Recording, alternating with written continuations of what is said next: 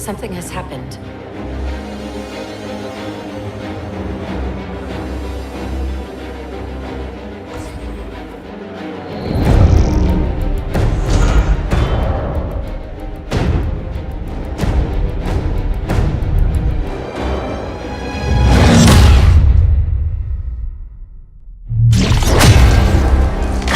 Command, we have a Spartan casualty.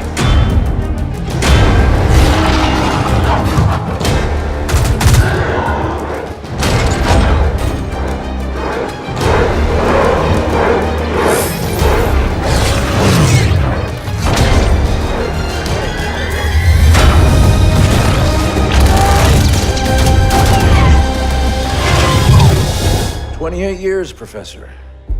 Let's see what kind of galaxy we woke up to.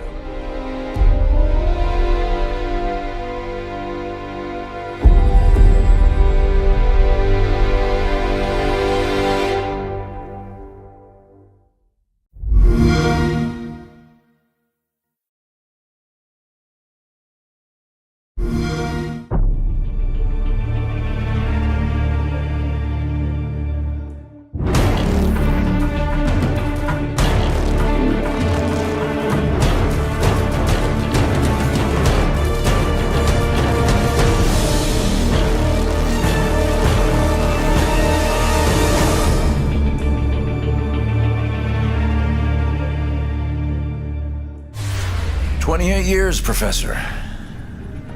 Let's see what kind of galaxy we woke up to."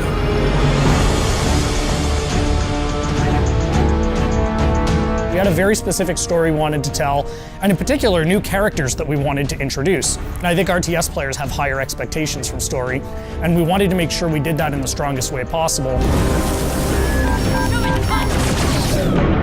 At the end of the original game, the Spirit of Fire and its crew were adrift in space. The crew's in cryosleep, and fast forward 28 years later to Halo Wars 2, they awake to find themselves above a Forerunner installation. Halo fans, especially those who've played Halo 3, will recognize it as the Ark. It's the largest and most powerful of the Forerunner creations, and it's also the birthplace of the Halos. It's literally the place that made all of the Halo rings, so that's the kind of power that's contained there. The only connection they have when they wake up is a small signal, one emergency beacon, that's coming from the surface of the Ark down below. We wanted to put everybody in this position where things are different, things are new, no one's really sure what's going on. You know, Isabel is a very different kind of AI. She's a logistics AI. She's not a military AI. She is not like a Cortana or a Serena. She shows up in a way that we haven't seen AIs behave in Halo before. She's freaked out. She's seen all of her friends die. She's seen her outpost destroyed. She's a little trepidatious, does not want to stick around. She warns them that something bad is still on the Ark and that they need to run away.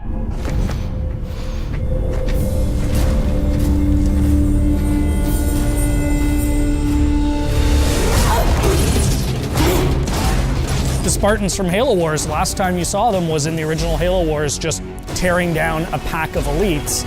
And here are those same Spartans being taken apart by one guy. Who is this guy? They meet Atriox for the first time. He surprises them. The Spartans expect a brute, they get much more than a brute in Atriox. There's actually more to this guy. He's not just a really strong brute. He's good at tactics, he's good at outthinking his opponents. That was the genesis of that character, of what if one brute was not only stronger than the others, but also incredibly intelligent. Atriox is something the universe hasn't seen before. The fact that he can surprise and then beat 3 Spartans in hand-to-hand combat sets the stage for who's in charge of the Banished and the kind of threat they pose. From a visual standpoint, we wanted to carry over enough of the original Covenant technologies, but at the same time, being in your face, more about hard hitting and close combat. You know what a Wraith does if you've played Halo, but you've never seen a Wraith look like this before. Lots of layered armor, lots of ramming spikes, things that spoke to a brute's sensibilities and aesthetic choices. This is who they're going to have to fight. This is who Captain Cutter has to beat. Our astronavigation system can't pinpoint a location. We're not on the map anymore. But as the captain of this ship, he is 28 years out from his last set of orders. Like, what do you do when you are supposed to report into this hierarchy, but you literally haven't seen them for almost 3 decades? We didn't drift out of the galaxy in 28 years, Professor. The crew wakes up, they have no idea what's going on, and he comes across this massive banished force. He's always chosen his crew over his own advancement. They've been through hell and back, and they wake up in this universe they don't understand, and he's going to do whatever he needs to do to protect his crew. And that sets off a really fascinating face-off.